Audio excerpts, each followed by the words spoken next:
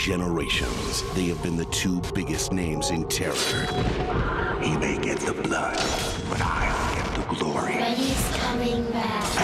This summer, for the first time ever, She's mine! two legends will come together. It's time to put this bad dog to sleep. Freddy vs. Jason. Winner kills all. Rated R. Hey there, welcome back to another video. This time around, it is my review of the 2003 slasher beatdown Freddy vs. Jason. Now, this is one of those films that was stuck in development hell for many years.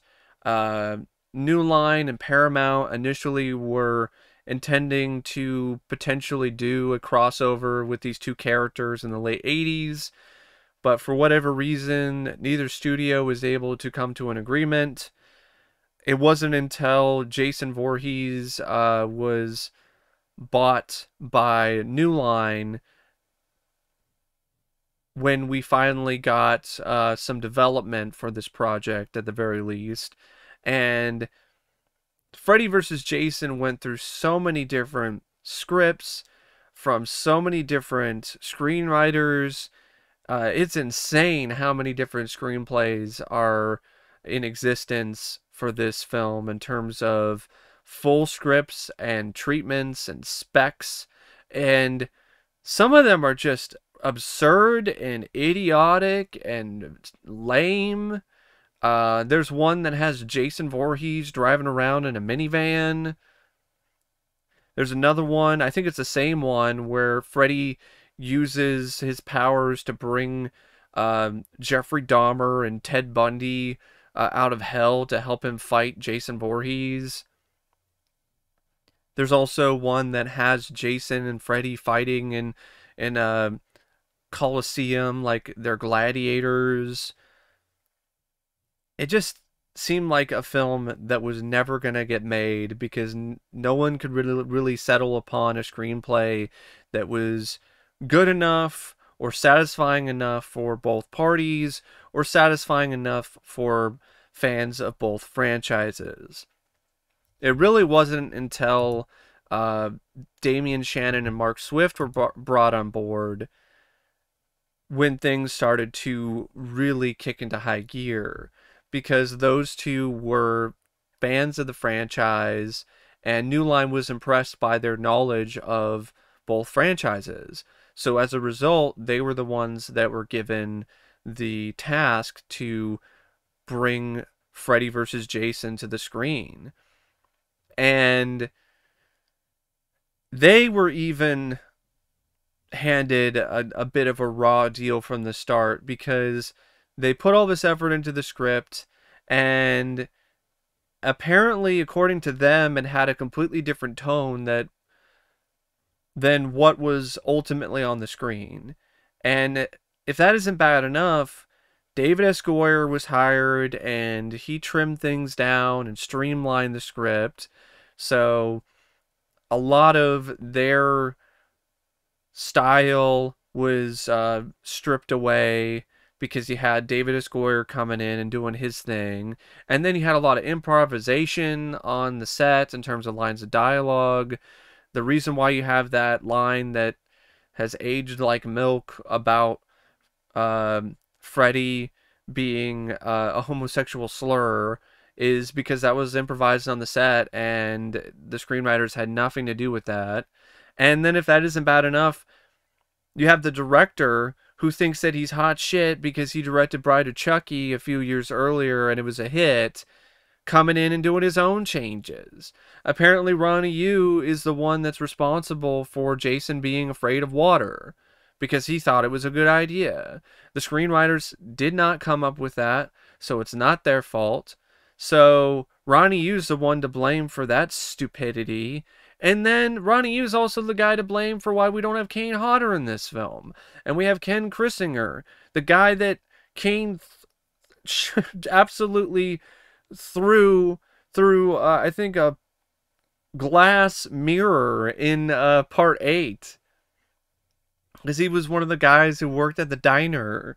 So Ken Kirzinger is hired to replace Kane Hodder, who had made the role his own, and fans were waiting and hoping and anticipating that he was going to be a part of this crossover ever since the idea was even announced. And nope, no Kane Hodder, even though he got the screenplay, the final draft from the studio. It seemed like he was going to be the guy, like he should have been. And because Ronny Yu decided that that wasn't going to be the case, because he wanted a taller Jason, because he felt Kane was too short and too stocky, and also apparently too aggressive. Yeah, Ronny Yu thought Kane was too aggressive as Jason Voorhees. He wanted a slower, more methodical Jason. And instead of working with Kane and his strengths and working around things and making it work, he decided to just completely throw all the momentum out the window and just go with Ken Kirzinger because he's taller and he fits what he wanted from Jason more. Who the fuck is Ronny Yu making these kind of decisions at this point anyway? I mean, this was such an anticipated film. New Line could have easily put their foot down and been like, no, we are going with Kane Hodder. If you don't like that, you can fuck off, because we can find somebody to replace you rather easily and rather quickly, because there's going to be a lot of people who are going to be lining up to want to direct this crossover film. So you either stick with Kane Hodder or you can pack your bags and get out of here. Nope. New Line didn't have the balls apparently to tell Ronny Yu, who thought that he was all of a sudden now James Cameron or fucking Steven Spielberg, who could make these big overreaching decisions, and let him force Kane Hodder off the project. So, all of that being said, though, I actually don't mind this film. I think it's an entertaining time waster. It's fun for the spectacle of it. Robert Englund is great. Once again, as Freddy Krueger. Yes, in a lot of ways, it is a better Nightmare on Elm Street film than it is a Friday the 13th movie. But since I am a little more partial to a Nightmare on Elm Street, since it's my favorite horror franchise, I can deal with that a little more than I think some Friday the 13th fans can. And when the film really gets going, when it showcases these two titans battling one another, it's a lot of fun and it's fairly satisfying. But it does have its issues. I definitely have to admit that that's the case. Ronny Yu's direction, at times his style works when it comes to the action sequences. It adds a different dynamic to them. I like how slick and stylish some scenes are in terms of the way that he works behind the camera with different POVs, different perspectives, different angles, different camera techniques, different lighting. But then there are other times where it feels like the direction is too loud.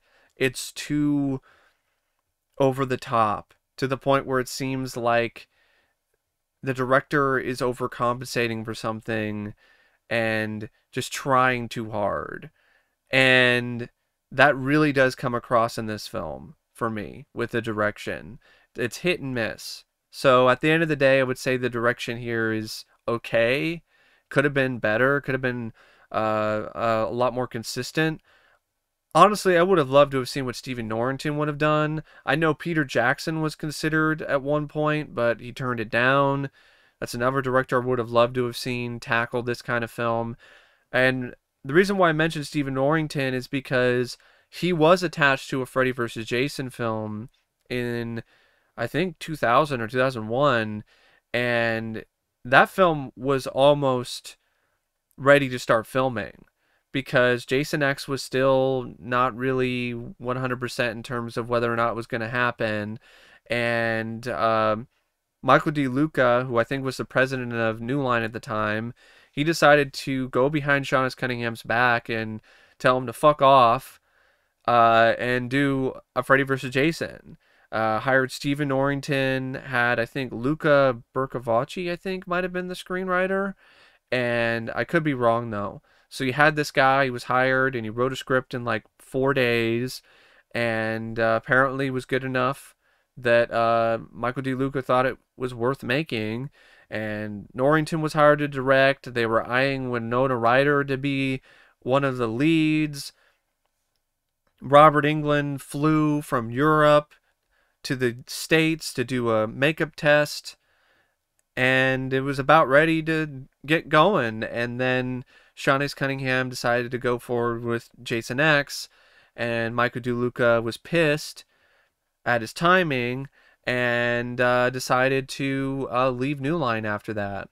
So I don't know whether or not that Freddy vs. Jason would have been any better, but it would have been interesting to have seen Winona Ryder in a film like this, and having Stephen Norrington as the director, fresh off of Blade. Another director I would have loved, Del Toro. Can you imagine Guillermo del Toro directing Freddy vs. Jason, hot off of his work in Blade 2? That would have been fucking badass. Definitely a lot better than Ronny Yu. But Ronny Yu isn't the worst choice, because he does have a nice style to his direction and energy, but you could tell that he wasn't the best, and his style didn't always work with the tone of the film. And then you also had his ego. I don't think these other directors would have had as much of an ego to the point where they would force Kane Hodder off the film. So Ronny Yu, he was the one that was ultimately given the job, and he did an adequate job with what he had to work with, and this, despite the circumstances and under all that pressure. So I guess it's not a complete and total waste, but it's a little disappointing that his direction is just mostly average because of how inconsistent it is. But the screenplay is definitely more disappointing. I don't know who to blame for a lot of this stuff. I don't know if it's really the two writers who are credited that are to be blamed for the way that certain things are handled, or a bunch of uncredited screenwriters. But someone definitely deserves the blame. I think the studio also shares a part in it as well, and so does the director, because like I mentioned, he's the one that was responsible for Jason being afraid of water. Clearly, Ronny Yu didn't know that much of the franchise in terms of Friday the 13th, or didn't watch that many films, so he wasn't aware that Jason had been in the water numerous times in other films in the series and wasn't afraid of it. It would make more sense that he would be afraid of drowning, but not water itself. That's just stupid, and it really makes Jason look like a wimp. Makes him look pretty pathetic. And this screenplay is a tale of two halves. So one half is the Freddy half, and that is fantastic. I think the Freddy half is really strong for the most part, except for a few dumb shit like, I got your nose, like that was stupid. But, you know, other than that, I think the Freddy half is really strong. For one, I love how Freddy has lost his power and lost his influence, and a lot of people in Elm Street, pretty much everyone in Elm Street actually, has forgotten about him, and he brings Jason back to life so people in Elm Street can be afraid again. I like that. I think that's a nice setup. And I also really like the setup for why the citizens of Elm Street are not as afraid of Freddy or forgotten about Freddy because of different factors, like just simply not talking about Freddy, just making this decision in order to protect everyone in the town, to act like Freddy is he who shall not be named, and censor Freddy from the local history books and the newspapers and the magazines and the obituaries, and also take another step by having people take this experimental drug called Hypnosil, which causes people to not have dreams. And I thought that was a really fun, different, unique concept, and I feel that the two screenwriters really knocked it out of the park with that. There's also some really nice bits of creativity with the people who were in comas because of too much Hypnosil, and that led to a pretty creepy scene where they are trying to warn some of the characters that Freddy is coming, and I think they could have done a little bit more with those characters, but you know, they did what they could. And other than some of the humor, which is a little lame, like the stoner guy who's clearly intended to be Jason Mewes from the Kevin Smith films. They clearly wanted a poor man's Jason Mewes for this guy. Other than the humor in the Freddy half, which is inconsistent, I think it's quite strong. Although the humor does have its moments too. I love the sequence during the Camp Crystal Lake dream where Monica Keena's character, Lori, is asking this camp counselor whether or not they're going to help the kid, and she says, you mean you're not coming? It's not my fault this bitch is dead on her feet. Ah! Ha, ha, ha, ha, ha. I love that. That was just that's a really funny line, and Robert sold that line perfectly. So yeah, there are moments where the lines do work, but there's also a lot of times where they don't. And then we get to the second half, which is the Jason half, and that's the weakest half of the film and the weakest half of the screenplay. You could really tell that the studio did not have the same appreciation or admiration for Jason as they did for Freddy, because Freddy, in a lot of ways, is the reason why New Line is still a thing, and New Line was such a big deal. A lot of people say, you know, New Line is the house that Freddy built. And Jason was a guy that they acquired after the fact. In a lot of ways, New Line adopted Jason. So Freddy was their original son, and Jason was just this adopted kid that they didn't really have as much respect for. And it shows in how the character's written, how the character's portrayed. I mean, how easily and quickly New Line was willing to recast Kane Hodder. And just the fact that Jason in this, he's not really nearly as intimidating or nearly as strong as he is in the other films. He's lumbering around like a Frankenstein monster, and the slow, methodical approach does not work with Jason Voorhees. It's better when he is aggressive, because then he just feels like every other kind of slasher. It feels like he's just an extension of Michael Myers with the whole slow-moving, methodical approach to Jason Voorhees. And just the other stuff, too, like how easily he's manipulated and so on, and the stupid shit about him being afraid of water, and the stuff with Jason is just not handled that well. Other than the kills. I will say this, Jason gets the best kills, and if we're going to talk about an aspect of the Freddy half that kind of sucks, it's the kills. Freddy's not really given that much to do. He's not given that many kills, which sucks. He kills that one guy, and then they have that bit where it says Freddy's back, but that's it, really. I don't count some of the other stuff because he's not really the one that does the killing. It's Jason. You have that.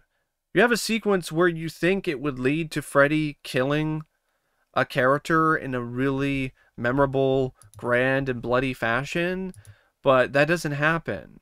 The scene with Kelly Rowland's character, Keena, it seems like it's building up to Freddy showing her who's boss, but then it's a letdown because Jason just shows up out of nowhere and kills her. I was like, what the fuck is up with that? You have that whole scene where she dresses him down, insults him, calls him all kinds of names, calls his claws butter knives, and then Freddy isn't even the one that's able to fuck her up and take her out. It's Jason, who already at this point had gotten so many kills. And then even in the end, Freddy doesn't really hold his own that well against Jason, because at the end of the film is just ahead. So if you're a Freddy fan, there are some things that don't work either. The Freddy aspect of the story is stronger, with the fact that there's more connections and more threads with the characters directly to Freddy instead of Jason. But when it comes to the kills, when it comes to that stuff, the film definitely lacks in that regard with Freddy Krueger. And then even in the final battle, which is pretty fun and has some nice set pieces, definitely bloody, definitely gory, and there's some really nice stunt work in these fights between the two, Jason's the one that does most of the damage. So when you really sit down and think about it, it's not fully satisfying for either fan of the franchise. But at the same time, I don't know if it ever could have been, because it's one of those movies that was always destined to not live up to expectations. Even if this was made in the 80s with Kane Hodder and prime Robert Englund, there probably would have been something along the lines that would have not worked or wouldn't have lived up to its full potential. But I'm still glad that the film got made, because the scenes that we do get between the two, as much as I wish it was Kane Hodder instead of Ken, they're still fun to watch. And the characters, I've warmed up to these characters. I've warmed up to this cast. I actually don't hate Laurie this time around. I know a lot of people don't like this performance and don't like this character that much. I found her to be at least tolerable. I didn't love her. There were moments where I think the screenplay was also overcompensating for things by not finding the right way to make her appear strong in a believable way. I liked Will, though. I didn't mind Kia, except sometimes she was a little too bitchy. I really liked Linderman. I would say he's probably my favorite character in the cast as Linderman. And some of the other characters, I mean, they're not in it that much. Gibb, Mark, Bill, Trey, Blake. You know, they're fine. They do all right, but, you know, it is what it is. And of course you got Robert Englund, who is once again fantastic as Freddy, as always. And, you know, the characters, I like the connection that they have with Freddy, the stuff with Will and his friend, and how they're stuck in an insane asylum because they're trying to protect them and hide the truth about how Freddy is really the one that killed Will's mom, and is believing in this whole idea that I think his dad, it was Laurie's dad. Yeah, it's not actually his mom, it's Laurie's mother. So believing in that whole idea that Laurie's dad killed Laurie's mom, and so on and so forth. And I didn't mind that. It was a nice bit of mystery to try to unfold and unravel. And I like the idea of Freddy being a little weak at first and having to regain his strength and regain his powers. But it was a little bit of a letdown, like I said, because there really aren't that many moments of him really showcasing his full power. He kills that one guy who's a friend of Will's, and that's really about it. He's about to kill this other girl, but then Jason kills her before he can. And then other than that, there's just some dream stuff with Jason, and really not much else. I guess there is a little bit with Laurie, some dream stuff with her, but of course we can't kill her because she's the final girl. So the dream stuff with Laurie is a bit of a misfire at times because it just seems like it's just kind of there to move the plot along and to have a reason for Laurie to bring Freddy into the real world for the showdown, for the Smash Brothers style beat 'em up between Freddy and Jason. Now, the film features a score by Graham Revell, which is fine. I think the score was decent enough. It wasn't super memorable by any means, but it's definitely better than a lot of the metal, new metal kind of songs that were in the soundtrack. And when it comes to the gore, the film delivers. It is bloody. It's a very bloody film. There were some legitimately nice kills. There are some characters that are obnoxious and not funny, like this wannabe dime store Jack Black in the cornfield talking about Jason, you pig fucker, or whatever the fuck. That guy was horrible. Bad performance for one, and well, I mean, his friend was really bad too. The guy who got his head spun around by Jason. That whole scene was just piss poor, other than the kills. I mean, even the kills weren't that great. I mean, the guy who got his head turned around looked goofy, but the guy who was running in slow motion, the fat ass who got a flaming machete thrown through his chest, that was all right. That was a decent kill. There was this other guy who got stabbed a bunch of times in the chest, and then the bed folded up on him. There was another guy who, I think he got stabbed, and his father was decapitated. That's another bit that looked a little off, like he just sitting down next to his dad on the bench, and then his dad's head just pops off. That looked kind of goofy. I gotta be honest, the effects were good, and it is a bloody film, but there were a fair number of these kills that look kind of goofy to me in terms of the way that they're shot. I don't know if that's due to the effects guys and the second or third unit directors, or it's due to Ronny Yu. That's what he wanted. He wanted the kills to be a little sillier in tone. The cinematography by Fred Murphy, it's fine. The editing by Mark Stevens, it's pretty tight. It's pretty reliable. And I felt for the most part it went by at a pretty good pace. I wasn't that bored by the film. Even though, like I said, some halves of it are stronger than others. And the cast, I thought the cast was for the most part pretty fine. Robert Englund, will sing his praises again. You could tell that he's having a blast playing Freddy again, and it's infectious. It's really a treat to see, and since this is the last performance that Robert gave on screen as this iconic character, it's one hell of a way to go out, because he's definitely in rare form here. Ken Kirzinger, he's my least favorite Jason. I don't like this Jason. It's just too slow, too lumbering. I mean, he did what he was asked to do by Ronny Yu, but I'm not a fan of this Jason. And every time I see this Jason, I just lament the fact that it's not Kane Hodder. It should have been Kane Hodder. Ronny Yu should have just shut the fuck up, let Kane come in, do his job, and direct the fucking movie. You're not Steven Spielberg. But